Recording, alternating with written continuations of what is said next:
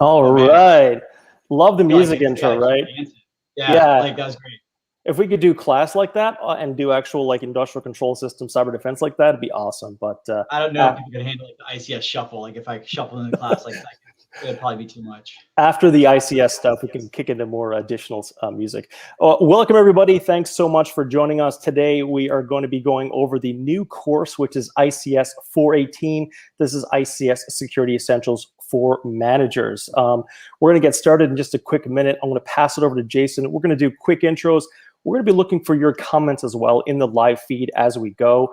So any questions you have through anything we do today, drop them in there in the comments. We'll get to those questions as well. So I'll pass it over to Jason. Yeah, just welcoming people back. So we sort of talked about this for those of you who were at GridSecCon this week. We did sort of a sneak peek, which is really awesome. So we were able to give people a little bit of a primer on what we were going to accomplish, and then just sort of building into it. So I think that it's actually a really good threat there, Dean, that if there aren't any comments, I think you and I could just talk forever. But please provide comments, provide questions. Really want to make sure this is an active sort of live stream that we're able to do for the community. I think class is going to be similar. We're going to cover all the content, of course, in the class as well, but really kind of speak to our experiences, what we had seen the last 10, 20 years in ICS, and really kind of bringing that to the managers and folks in the class as well. So with that, I'm going to pivot over into the slide deck. That's going to kind of guide us through, going to give everybody an overview of what the course is really about, touch on the 2-day course and the topics in there as well.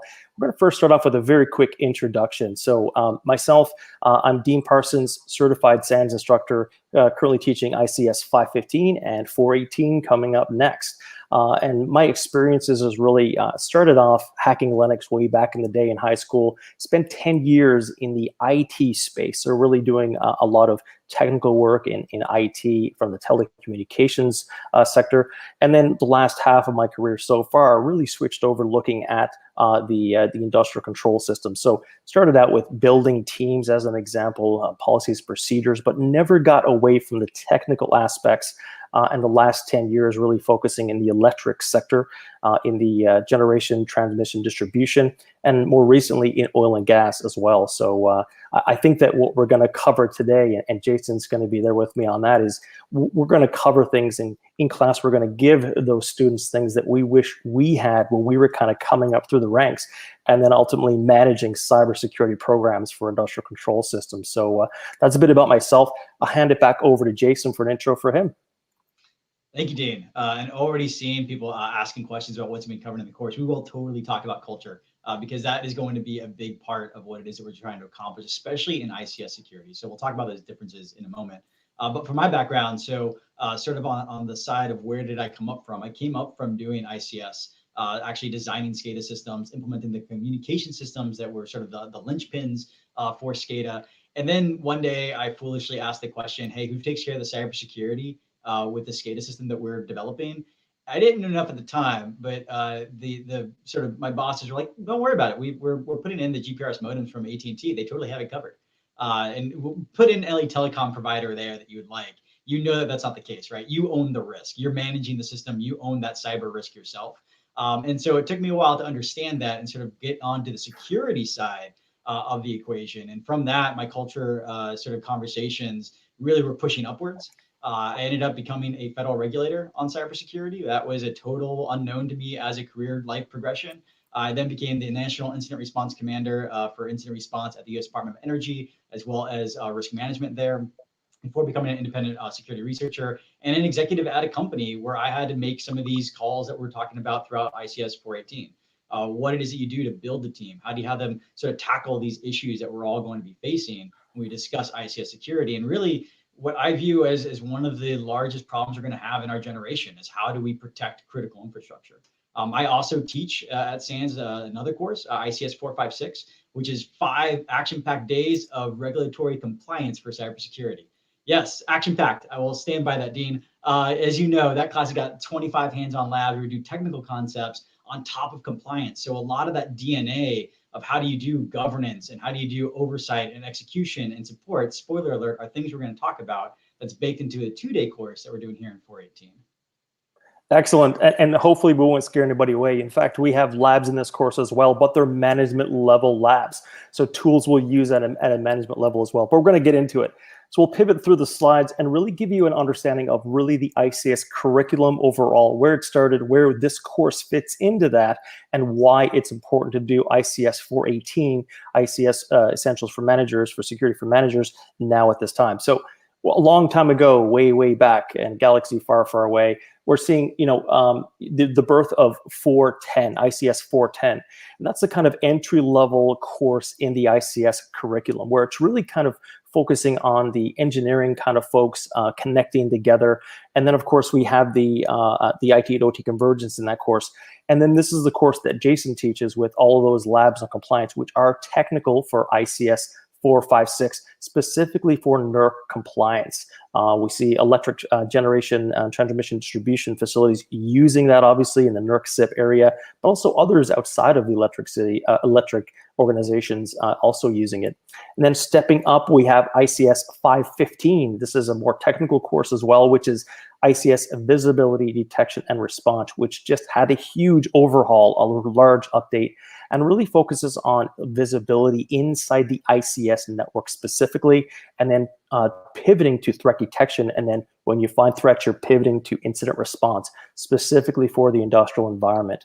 The last one on this slide is ICS 612, which is a more advanced course, kind of the ICS security lab on wheels, right, that travels globally with tons and tons of kits and practical PLC chassis that, students get to hack, defend, and kind of rebuild throughout the class as well. So where does all this fit in the abbreviated timeline that is the SANS ICS curriculum, right? So way back in 2005 we had a growing community.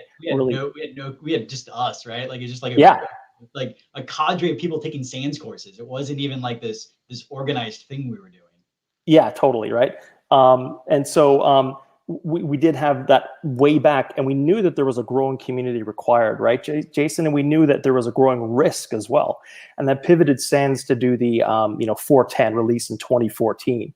And then, of course, we had to kind of put additional content out there for practitioners, really focusing on the ICS 515 released in 2015, right, with practical PLC kits on the actual student desktop, on tables when they're doing the labs, or at home as well. And I can let you take it from here, because this is 2016 when ICS 456 was released here. So go for it, man. So I'm not going to spoil it or anything, but this was definitely the first course that people wanted to see out of the ICS curriculum. I jest, but with the electric sector, we had this what do we do about NERC SIP? We were the only sector that had to deal with these mandatory regulations that had $1 million penalties per day per violation, really scary boogeyman type of things. But how do we actually implement this? And with 1,500 utilities in North America that had to do something with it, really the idea was, well, how can we sort of cut through the mud and sort of the unknowns of NERC SIP, and also make it a technical class instead of just death by PowerPoint, and invest in these labs and be able to have sort of that feedback. So, after the detour that became 410, which has got thousands of people who have gone through, became GICSP certified, 515 taught by Rob Lee, we're finally able to then create 456.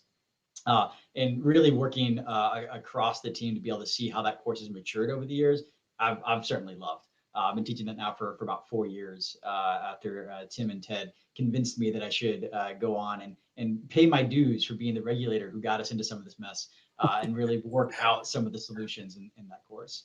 And then 612 is such an exciting course. Whenever, back with in-person teaches, I would always just sort of sneak out of my own class during breaks. Like, hey, everybody do your labs, and then like walk over to 612, where you saw people like really working on a control system. It goes sort of against the normal mode of, hey, here's your student USB, here's some of the things that you're going to do that are really cool and awesome. Here's physical equipment, and like we want you to do stuff for the physical equipment. I thought that was just amazing.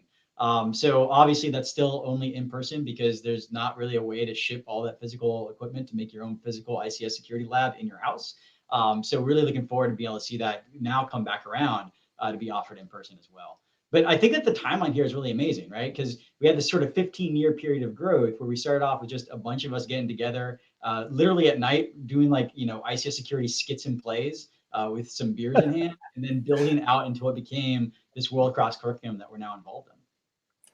Absolutely. And so really in 2017, this is where our story fits in today, was kind of the testing the waters of ICS 418 for leadership. Like, is there a need for this? Is there a want for this? And is there a place that there's an ICS course for managers, right? And so back in the day, I'll call it Mike Asante, right? The late, great Mike Asante contributed so much to ICS and critical infrastructure, right? And I really see this, and we see this as kind of taking the helm. So he put this seminar together in 2017, and he ran the seminar and said, yeah, you know what, there is a need for this.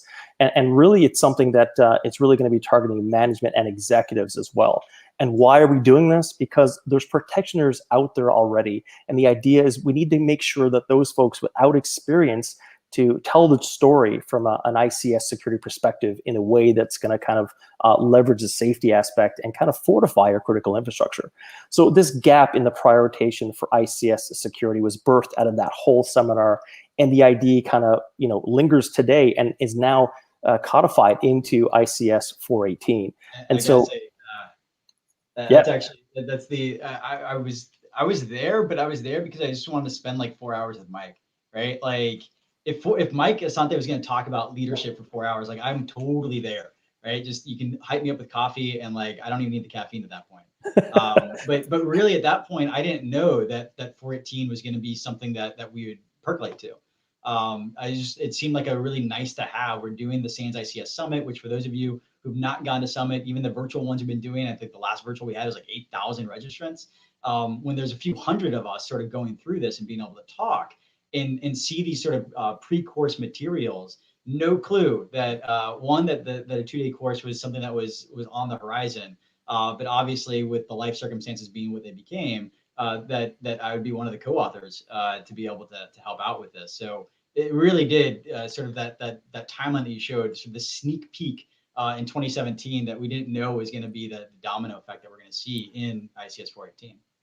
And this ultimately led to putting in obviously the Mike Asante principle, and I have to read this aloud. So the only defense against the well-funded nation-state attacks on power systems and the rest of critical infrastructure that keeps us and the economy alive and free are the people with the extraordinary cyber talent and skills. And that's what we're going to be really focusing on, in addition to other aspects of this course, is the cyber talent. You coming into a management role or stepping up or stepping over into an ICS manager role with the responsibility of a protection of critical infrastructure, leading the charge with those cyber talented folks and the skills, and kind of building that in along the way as well. And so before I pass it back to Jason, I'll go through a couple slides and just talk about the timing a little bit for today. And so really for the course and kind of why now, right? If we look at this from a kind of community perspective, what the gaps are, we're really seeing that there's a workforce out there that's definitely growing, and it's technical in nature, and that's excellent, and that's what we want. However, we need to make sure that those folks they have leaders from the ICS kind of security background and engineering kind of background as well, right? Similar with governance, right? We're now seeing the ICS risk and the risk registry in an organization talked about and looked at regularly at the boardroom level, right? And if you go below that, you see the projects are now increasing because we have additional increased IP connectivity, additional devices, smart systems, all kind of contributing to critical infrastructure. And so the idea with projects is to make sure that someone sitting at the table from an ICS engineering security background, making sure that projects have security in mind for the ICS kind of area. Now we're going to get into it in the course as well. Not going to spoil too much here, but of course there's a difference in OT and IT in general as a technology, but also the approach for security as well. And I mean, Jason and I both know, we both seen IT controls pasted into the ICS and breaking things. And so we don't want that to happen. It's a great way for a team never to come back into facilities. So we want to promote the appropriate use of security controls into the ICS. And we did see some comments earlier about culture as well, right? How do we use and leverage the culture that's there, the physical safety culture we're all aware of in OT environments, right? And how do we use that to kind of propel the ICS security kind of program forward? Realizing, of course, that safety is number one, and security in ICS supports that mission of safety, right? Actually, just really quick on that last slide, I'd be curious from the folks who are on the live stream right now, what of these drivers is really the thing that they're sort of concerned with when it comes to ICS security for managers. Like we've sort of seen now, and I'd say it's really been the past couple of years in particular. So actually, again, Mike having been the visionary that he was to offer that seminar really at the crux when I don't know, we were worried a lot about educating the workforce, right? Educating the practitioners, but the sort of peripheral of the managers need to be trained too someday, right? Like we got to that point where the workforce we've got thousands that are now certified within the ICS SANS curriculum alone. Not talking about worldwide, the others who haven't sort of gone through a certification process that we're aware of. So we're now at the point where the managers are going to have to be educated so they can deal with their educated workforce. So I'm just sort of curious from folks if it's the workforce concerns, right? The growing skilled laborers that we're starting to see, and whether or not the managers need some help with that. If it's really from the top down, right? The governance coming in, if that's one of the drivers that you all are seeing when it comes to why you'd want to have a trained manager set, or the complexity around projects, or hey, we had this IT manager come into our OT environment. They started throwing like endpoint solutions on everything they could. They wanted to encrypt all of our data, even though it didn't make any sense. We really need them trained up on OT security in particular. Or is it that culture piece? And so I'd love to be able to see if there are any comments or questions from the audience, if any of these one in particular drivers, or maybe it's a smattering of all of the above, is one of the things that they'd be interested in sort of exploring a little bit more. We can go on as people collect their thoughts on that, but I'd just be really curious from sort of the audience on this one. Yeah, I'm hoping to see some comments there as well, Jason. Great points. And you made a good point about this course and why it's unique as well, and why we're going to take the approach that we do that kind of sets this course apart from a generic kind of management course for IT security. That's where we're going to talk about the differences in control, the differences in culture, and things like that. So, I mean, I'll pop it back over to you. Let's run through what you think are the what, where, when, how, and why with this course and the content. And so again, sort of when we try to tackle this conversation, why now? I think that the layup of those external drivers is really interesting. But then when we think about ICS security managers themselves, they are a different breed. They have to be. They're sort of forced into this very difficult position where it's managing both the things that have to happen on the implementation level, the things that are expected from maybe a board, maybe executives, maybe an executive like somewhere over there, right? Like somebody not even in their normal chain of command, as it were. And so we wanted to sort of explore the what, the why, the where, the how, and the when for a lot of the ICS management concerns that we have. The what obviously being trying to tackle the technology differences. What's the difference between IT and OT, translating those differences, because even if an executive or board is pushing things from a governance perspective on cyber risk, they may be talking about it from what they know and what they've heard from IT security for the past maybe 5 to 15 years. And they're spending a lot of money on things like SharePoint, which is not that you don't need to spend money on securing your SharePoint or your website, you do. But if you're spending more money on securing the website than you are on the actual production that makes the money for the company, or the like providing a service to citizens, there's probably a mismatch, and you probably need to overcome that. So understanding that and establishing that is one of the things that we want to be able to do in this course. The why of be able to present that security challenge, and meaning that we need to influence that culture, which again, a lot of comments on the culture, which I'm loving so much because we're baking that in so much. And then the where is really interesting, because when you want to say, well, I want to talk to your ICS security manager, who is that? Where do they sit in the organization? They could be anywhere. They don't even necessarily have the role of manager. They may be a sysadmin with 60 some odd direct reports that they need to then be identified as a leader. And maybe they're not empowered at that same level as you would expect to see from an information security officer.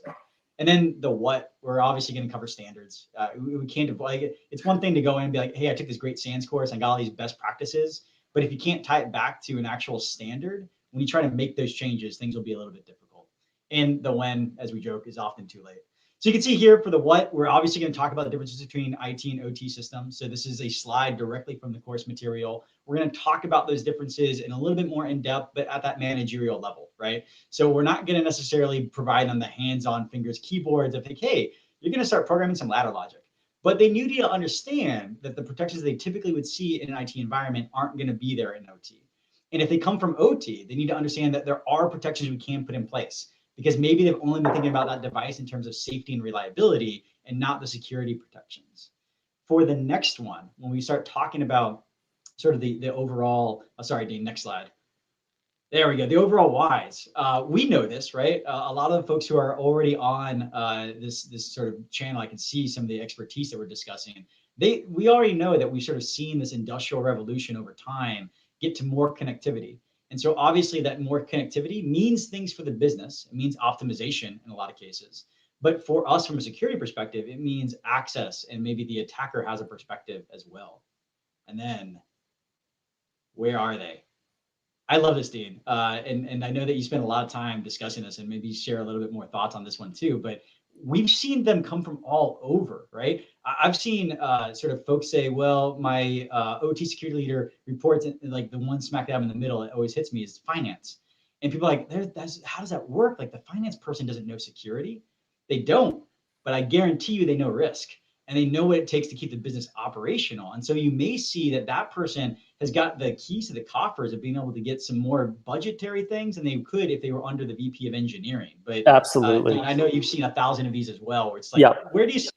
Yeah, I mean, I've sat in different positions that you're seeing on the screen here, for example, and to the point about the VP of Finance understanding it, that can work. I've seen it fail miserably as well, but it can work. And the crux of it is this: no matter where they're sitting on this slide here, as long as they put forth things like safety and reliability above everything else for the company, that is where you need to go. And that's what's going to make a leader in OT security and maintain the safety and reliability of operations. I have seen situations where there is no focus on that, where there's kind of a split brain, if you will. There's a manager that manages IT and also OT, and they report up through an IT chain.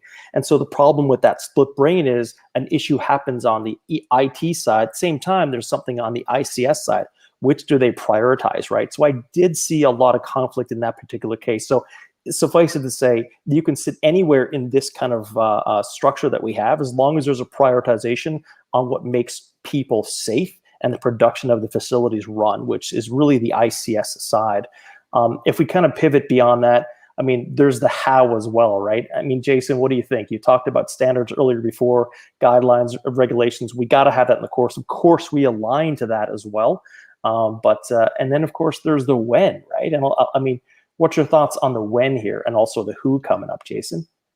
Yeah, so this actually is a direct slide from one of the originals that Mike Asante had put together during that seminar. It's so timely to still actually talk about this, and it's interesting, right? Because so this direct slide is talking about the explosion of industrial wireless, and this is in 2017. And sure, we were definitely seeing that at the time, but it's only gotten more sort of prevalent, right? And now we have to talk about things like the cloud. And so some of the when that we're going to talk about is a lot of OT security we find is sort of this reactive state, right? You may knee jerk to a new procurement that the VP of engineering wants to be able to assign out into the field or on a facility. Well, what if you could, instead of just being reactive, also be proactive? And so this is actually going to feed into one of the labs in ICS 418, which is a discussion of, well, how do you go through and do technology trending? How do you forecast what technologies your firm may be interested in, and not just security, but actually like the business, because we're putting a security wrapper around the business. So being able to identify what are those technology trends, and then therefore what are the different potentials we have if it goes unmitigated, if we don't really sort of tackle it with security in mind, or if we do, and what does that look like? Because we obviously can't keep saying no, right? We've done that before. We said no TCP/IP anywhere, not in my substation. And obviously that worked, and therefore there have been no TCP/IP connections in any substation across any place else in the world. Yeah, and the technology trends you mentioned as well, like for sure there's different technologies to be deployed in the ICS as well, right? So again, bringing it up because it's super important, not just lifting what you have in IT and putting it in ICS as well, right? And then the who is maybe not everybody who's the you on this call. Yeah, the who is going to be the people who are taking this class. So I'm not sure, based off of the different titles that I see sort of getting me on the comment side, there are probably a lot of you that would be interested in this course, but there's also probably managers that you'd be interested in having them take this course. And this is a great tee up to what type of managers are we trying to target. So maybe Dean, if you want to sort of walk through what's our ideas on the different backgrounds of managers, because that's going to influence every single time we run this class. I mean, who's in the room is going to influence the stories and some of the things that we're going to be able to call upon throughout that. Absolutely. And I'm glad you mentioned that because the room will change every time we teach this. We're going to have connections being made, like people connections, right? People are going to connect and kind of share information. We're going to see managers kind of saying, well, here's what I've done. What have you done? In addition to the class and our experiences and our stories as well, right? So the course for 418 is really kind of catering to the managers who are asked to kind of step over, right? This is the typical IT security manager who's now standing up an ICS security program.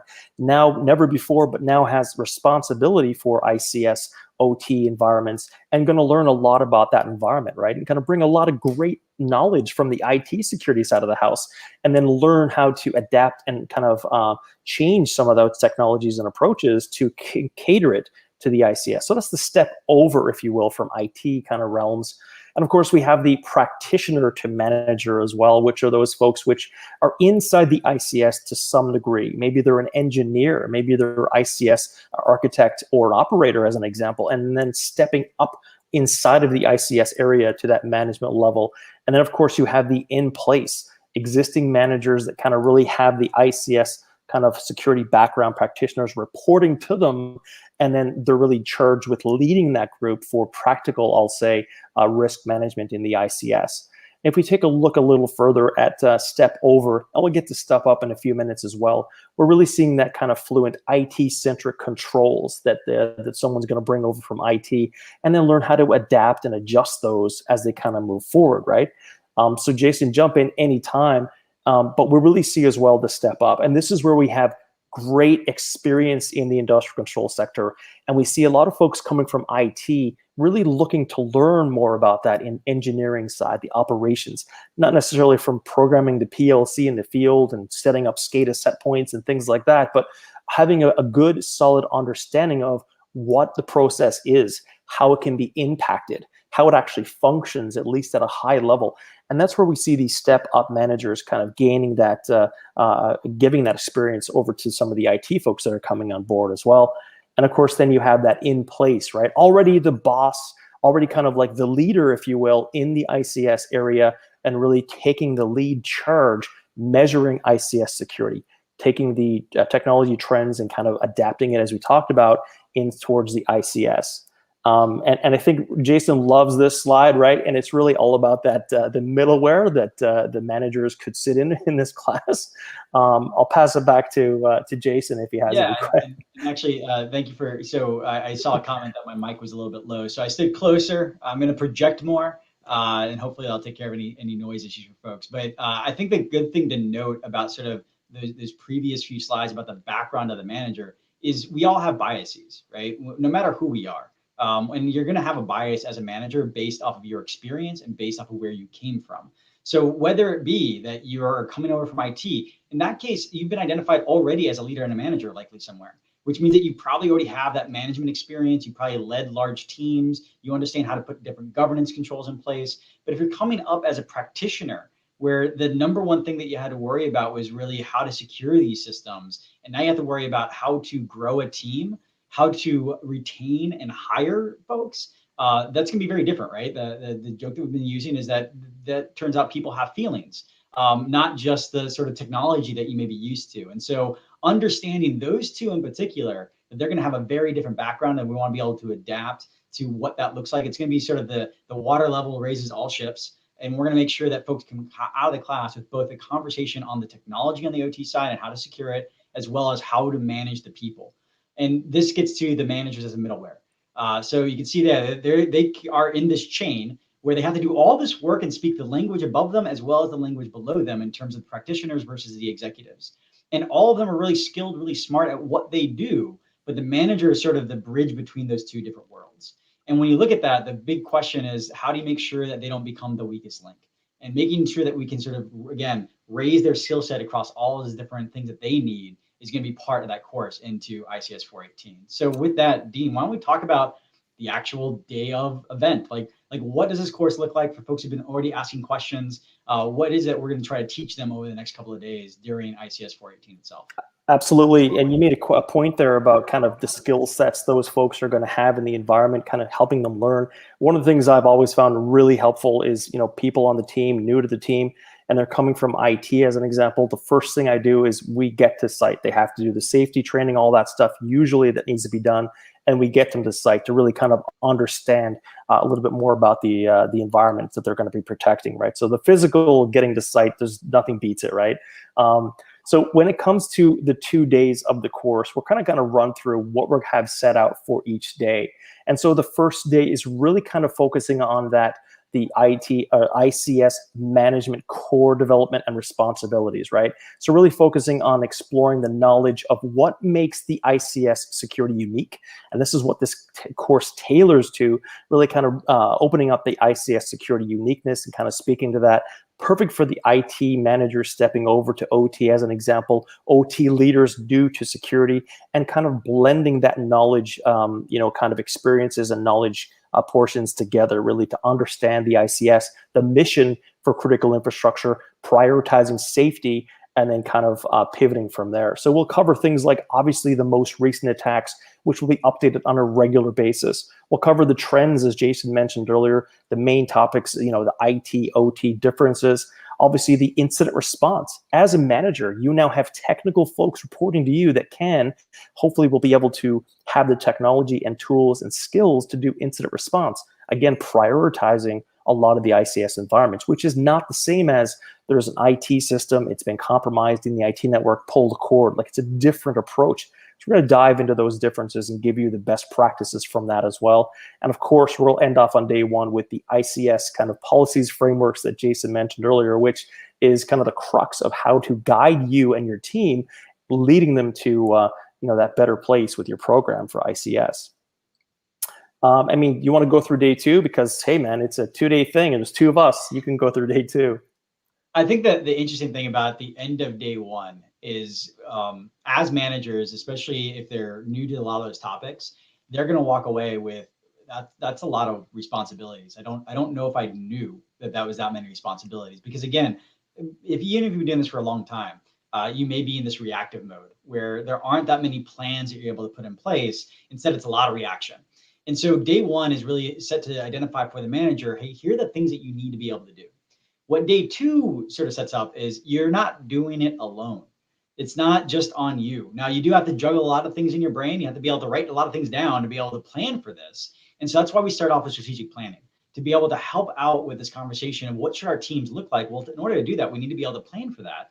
And then we mentioned sort of this idea of governance, oversight, execution, and support, something that comes out of safety culture, actually. Really popular within electric sector and nuclear sector, to be able to set up roles and responsibilities based off of what you need to do for safety. Well, we can now turn that on the head and be able to say, well, what do you need to do for security? And we can use the models that have already been really successful in safety culture, which is by far, for most industrial sites, the culture that wins out at the end of the day. So why not use the tools that have already been leveraged there and adapt them to ICS security? And that's what we start off with, to be able to then identify for you what you want to do for your ICS security program. That helps you with being able to measure value. That's going to get to things like KPIs, key performance indicators. And that also then builds into, well, what are the roles and responsibilities across your team before we start talking about building and maturing that team, and then actually measuring what your program is doing, including changing some of that culture when we talk about awareness. And of course, executives matter too. They are obviously asking for a lot of different measurements. And we don't want to be putting people in the sort of really bad process of, oh, we had 50,000 attacks on the firewall per day. It means nothing, especially not for our ICS program. I mean, I guess if you're seeing 50,000 attacks, we really need to identify what you mean by attack. But we're going to go through and not only define those things, but also give you metrics that work, and really tell you about how you need to grow a team to be able to measure. So you can start trending data that shows, like, what's our cyber risk? Yellow. What if I give you $200 million? What'll it be next year? Yellow, right? Like those metrics don't matter, but we'll tell you about the ones that do, so you can start, again, trending and tracking towards things that can help you mature over time. So excellent timing. We got a question really about maybe metrics, but also separation of IT and ICS assets, ICS versus IT environment. How do you separate that out? And we'll talk about those best practices as well. And so if you do have 50,000 hits on your ICS firewall, then that's probably a problem. Do you have direct connectivity? All those kinds of things will kind of be discussed. In general, to answer your question, it's really all about segmentation. And it's really treating IT and the internet as hostile environments. And so we'll get into those discussions for sure throughout the class, and really good questions here as we go through. The objectives are really kind of the overview of critical infrastructure. So if you don't know what an ICS is and you're coming to the class, we're going to educate you on that. We'll have those discussion, talk about the measurements and kind of managing that the threat landscape as well. Of course, we'll talk about the GOES, which is governance, oversight, and execution, and the support. That's all on day one. Now, day two even gets more interesting. Now, there's labs throughout, but day two is really going to be focusing on that culture that we see so much about in the comments. So we know that's something critical that we're all going to be kind of experiencing and leveraging. So that's a core part of day two.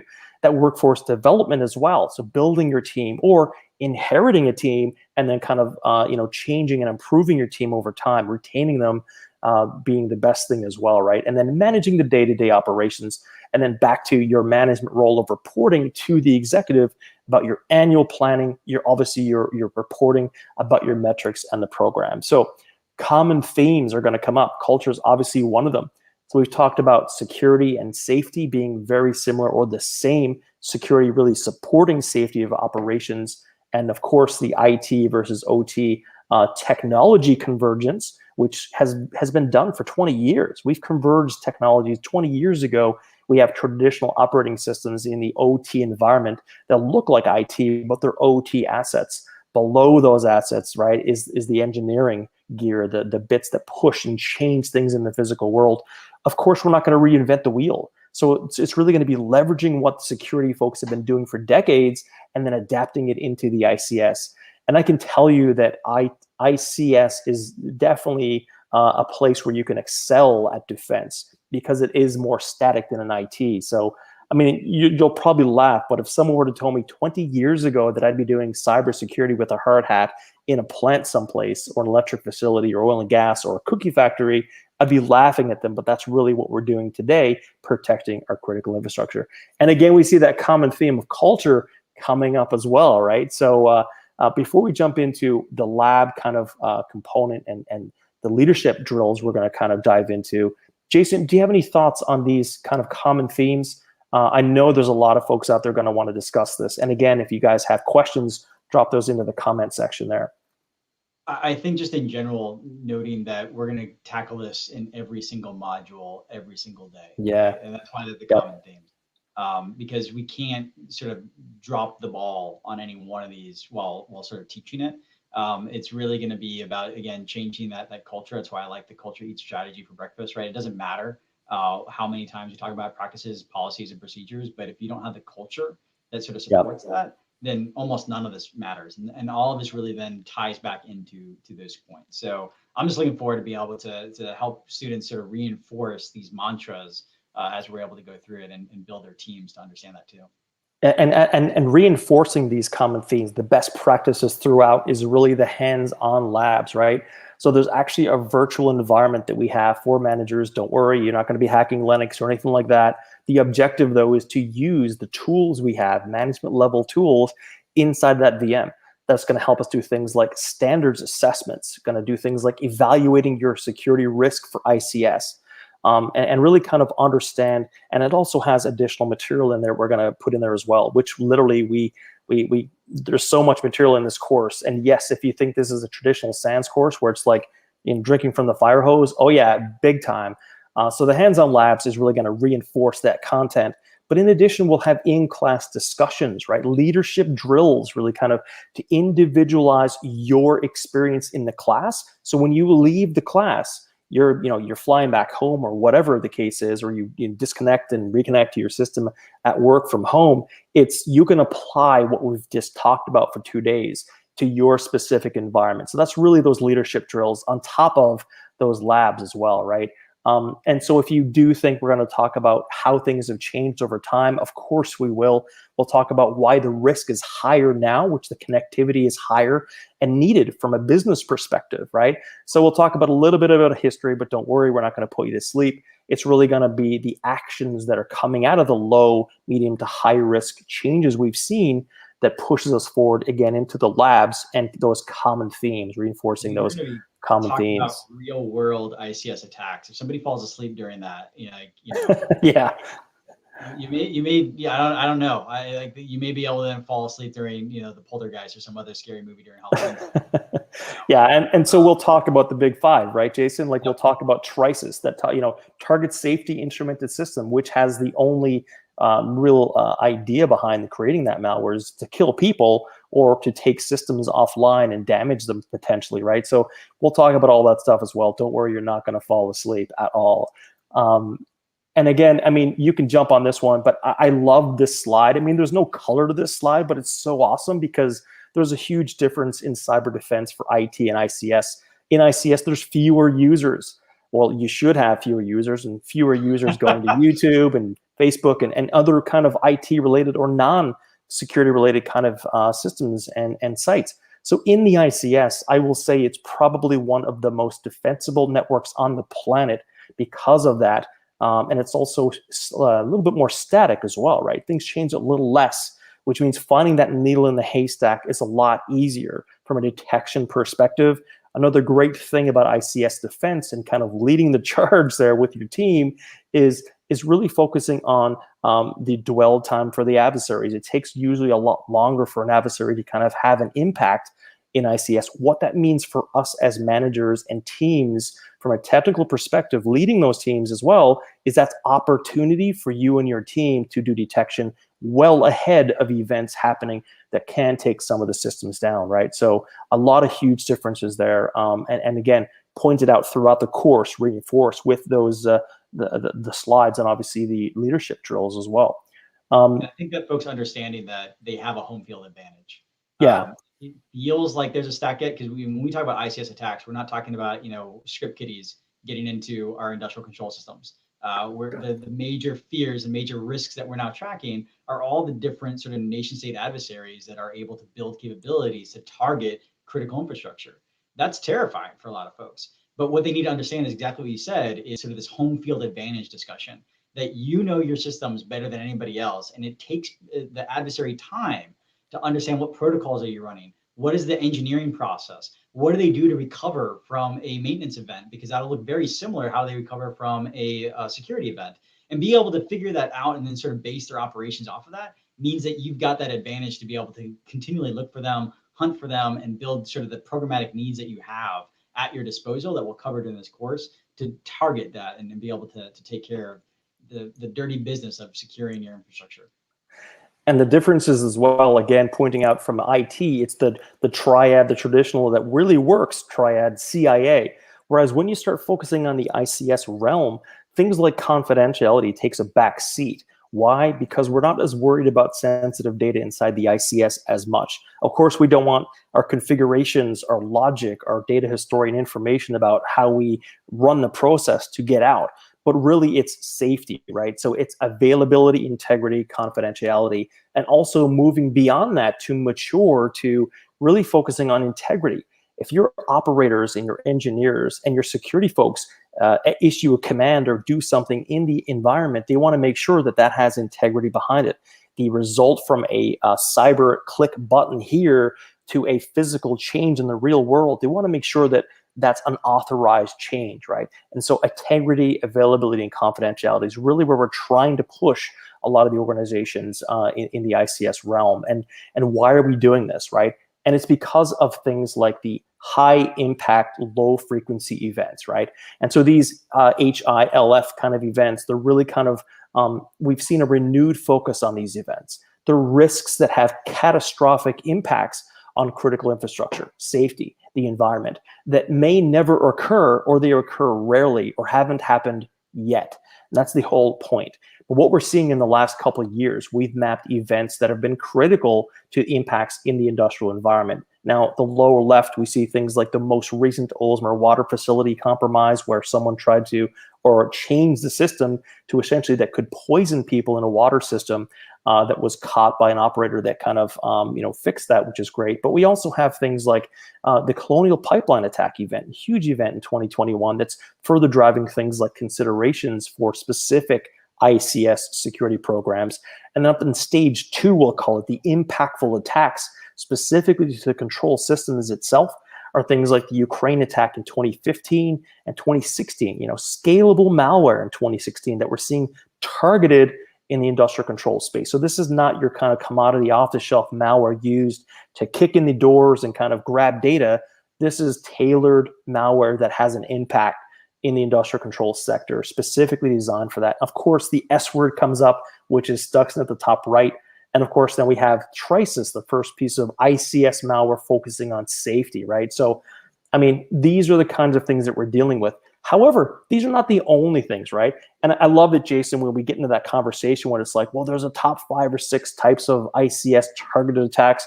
IT-related or commodity IT malware can also have an impact into the industrial environment as well. So as a leader from this course and in an ICS, you need to have considerations for detecting IT kind of related stuff as well as these advanced persistent threat capabilities and campaigns as well, right? So again, lofty kind of thing, right, to kind of lead the charge, but absolutely worth it when we're talking our critical infrastructure, which is actively being attacked, right?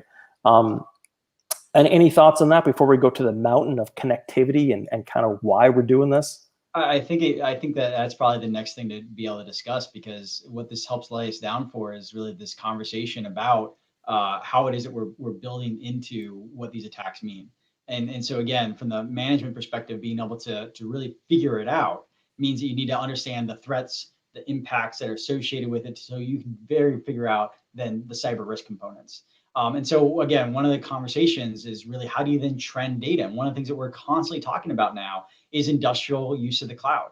And that's really interesting from a perspective of before COVID. I don't think we're going to talk about we're like, oh yeah, we'll tackle that. We'll get to it when we get to it. It's no longer we'll get to it when we get to it. It is here. We've been working now across different clients that we'll walk into environments and we will see, oh wow, you've got edge connectivity. And you're connecting to a cloud for business purposes. It's actually, I just saw that comment sort of scroll by. The reason that most people put in connectivity is because they can optimize on sort of the cost allocations or the savings in their business. If you can look at a fleet of generators and you can optimize your fuel mixture by 2%, we're talking about millions of dollars. And again, coming in and saying, no, you can't do that because we're security, what that unfortunately does a lot of times is get you out of the room. They may not invite you to the next meeting. And so instead, we really have to start having a more robust conversation of, if you do that, this is how we secure it. And that is going to get really difficult and sticky with cloud. And one of the things that we'll talk about is sort of then how do you plan and proactively attack things like the cloud, where we know that people are talking about it, not only talking about it, but implementing it. And if they're implementing it without the security manager involved, that is your worst nightmare. And so how do we make sure that you're invited to the room, that you're able to provide sort of productive, constructive feedback, as it were? We'll use all the management phrases too. I don't think we'll use synergy, but we'll use a lot of good management techniques in conversations. And how do you build into then a proactive plan from there? Right. I mean, and even that, we'll talk again as well about how to do that with the teams we have. We'll kind of go through inheriting a team, right? And if you're lucky, you get a good team, right? If you're good, they'll stick around. And your team is good, you're going to get people wanting to kind of join your team, right? I mean, that's the whole objective. And again, fortifying industrial control systems from the safety and security aspect. Now, day 2 doesn't stop there. We jump into Cyber 42, which is the industrial version of Cyber 42. So it's a security leadership simulation game we play in class that will be available on demand as well, in live online and obviously in person. And the whole idea here is we're going to jump in and give you things like a budget, an ICS security budget. We're going to track things like not giving them real culture. Budget. No, not real money, not real money. So we're going to give you play money in a game and really focus on how you can manage that. We're going to give you real life scenarios on that and kind of pivot you through, questions and answer periods online. And you have real outcome from the scenarios and your decisions, right? So if you are, I'd also like to offer for folks, if you haven't seen it, so we do free game days at SANS for Cyber 42, and we've done them for Industrial Edition as well. The scenarios will be different in class than those game days, but it's a really great way to sort of build yourself into what are the decisions that I need to be able to understand and work through. Absolutely, and this is one of those examples where we just ran one of these as an example, and we're going to continue changing the scenarios for additional learning, right, for people in class and game days that we have. the actions and decision. Here's just an example. What would you do first as a manager? Focus on ICS security specific training, asset identification in the ICS, or visibility in the environment, or maybe physical security, because there is, and we've seen blended type of physical security attacks. Kicking in the doors in a substation, in the generation station, for example, and then connecting something to the network is a possibility, right? Beyond the traditional like break in and steal something physically, right? Yeah. Or even the people who don't do it on purpose. Like, yeah. Well, I didn't want to bug IT for getting a firewall rule exemption, so I just took my own network router device, just plugged it straight in, and we're good to go. I can now go on Facebook whenever I want directly from my control room. And integrators are fun and everyone's lovely and all of this, but we also see things like things left around after an actual integration. Yeah. How do you manage risk if someone is in your environment that in a remote location, and then you have to understand that risk, and then if they leave things around that could compromise your environment. So a lot of things to consider. In general, ICS defense is totally doable from a management perspective and a practitioner perspective. And this course is really focusing on the management level, the step up, step over, management's in place with that responsibility of ICS security, right? So totally doable. And with that, I'll kind of pivot to little Bobby and give it back to Jason for this one. Yeah, so this is always a little bit of a hard one, right? Because this is sort of the homage to Mike Asante, who, again, even if you never met him, is really the reason that a lot of us are in this field, and really the thought leadership that was behind where we are. And so this is one of the ones that Rob Lee had put together. I know I made the joke that ICS 5515, it's really just written by a comic book author guy. Runs a small company called Dragos on the side. Don't worry about him. But he did this great homage to Mike to really talk about passing the baton, and that's what ICS 418 feels like. The number actually comes from Mike's birthday. So we're really paying as much respect to him as we possibly can. And with that, I'd actually like to be able to bring Tim Conway. I think Tim is on the line. There's Tim. Hey, Tim. I am. You can hear me. All right. Thoughts. I'm going to go try to obtain that picture Dean has behind him. I think I prefer that to my Zoom backgrounds. It's fantastic. It's a very interesting image. Hey, so I've been lurking in these. I lurked in the 515 live stream when we were launching that course, and same thing here. I don't want to take anything away from these two great instructors and authors. I'm real excited for this course. We have been talking about this class for about 7 years. I worked with the utility I was with, had the opportunity of kind of being a neighboring utility to where Mike worked. And we were both in leadership roles at some point in our career, and just kind of making it through kind of the leaders lost approach of what should we be doing to handle these kind of high impact, low frequency events? How do we convince leadership to invest in kind of the OT and ICS side of the organization? How do we communicate properly when they're looking for data and there's constant data hunger to pull from these environments in ways that will enable the business, but it's certainly going to add risk and attack vectors? Those are things that Mike and I had at least each other to talk through for many, many years in our careers. When he went to NERC and we started working through with people like Jason and others in the industry on how do we do this across a sector, and how do we do it from a governance and compliance, and what does that mean to the business and the organization? This has just been decades of kind of making our way through and understanding that just like we created all the hands-on technical practitioner courses in ICS for SANS, that where we all sort of Forrest Gumped our way through our careers of just kind of being in a location and like, hey, you know about wiring and electricity. Why don't you go do some work with the I&C guys in the plants? And hey, we're bringing in this new energy management system, and it's going to be all digital. And you're going to be on that project and get trained for 8-9 months on that kind of skated architecture and deployment and work in the field. And just throughout our careers, we were in the right places, right times, and had this unique upbringing in the sector. And then we did the same thing in our management careers, where we went to normal kind of what tools can I use, and you learned how to be a manager. And then you sort of, yeah, but how do you do that in critical infrastructure, and how do you do it in operations, and the differences that exist there, and where do I go for help to talk with peers and to learn?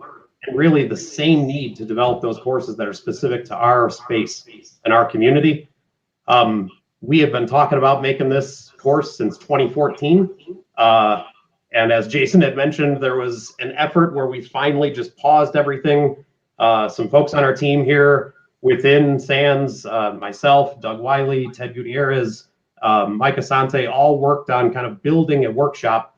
And then we sat back and watched Mike kind of deliver it from the perspective of the challenges he faced in his career and the unique stories of what he encountered and what tools and what things he found that helped him. And now, years later, to see that coming back again with people like Jason and Dean, to look at things, the emerging technology that we're all facing, these dynamic threats, understanding how to balance operations and engineering, pandemic, and all the other high impact, low frequency events. And then also and there's this management side of unique challenges on workforce and training and employee engagement and kind of planning capital assets and operating and maintenance cycles, and where do you think the regulations and governance are going to change? Capturing all that in a 2-day model where really you come in and you're going to build relationships with not just the instructors, but the people sitting to the left and right of you. It's going to be more of an ongoing fellowship kind of, how do we continue to work together across sectors? What tools and resources do you leave with? Just really, really excited for this course. And I think I say this with every course we make within ICS curriculum. I wish this existed 20 years ago. That think of kind of how it would have progressed over a decade or 2 decades of different tools and refining and improvement and kind of watching as technology changes. And we used to do this way, but now we do it this way as we've adopted industrial cloud and other components that we're going to see as emerging trends. As much as I wish we had it 10, 15 years ago, I'm really, really glad we have it now. So thank you again to Dean and Jason. I know we have 2 short minutes before we have to hard stop, so I'm going to stop talking. Mike would be really proud of what's been created. You guys should have some pride in the product as well. Thank you. Excellent, Tim. Thank you so much. Thanks everybody for joining. Really appreciate it. Looking forward to seeing you guys in class, communicating with Jason and I, either online and in class, and kind of having those conversations about the main takeaways, the differences, and kind of what this really means from a broad perspective, critical infrastructure that we all rely on regularly, daily, right? And I will say, I can't close it out any better than what Tim's words were. And what I will say though, if you are interested in this course, we provided the URL to be able to look at the new courses. You'll get an email update. We will be at Stay Sharp in January 2022. So just stay tuned. Can't wait to see people in class, on demand, online, however it is that we can help you out in your ICS security management journey. Happy to support it. So thank you very much for your time and listening to us. And I loved all the comments today. All the best, everybody.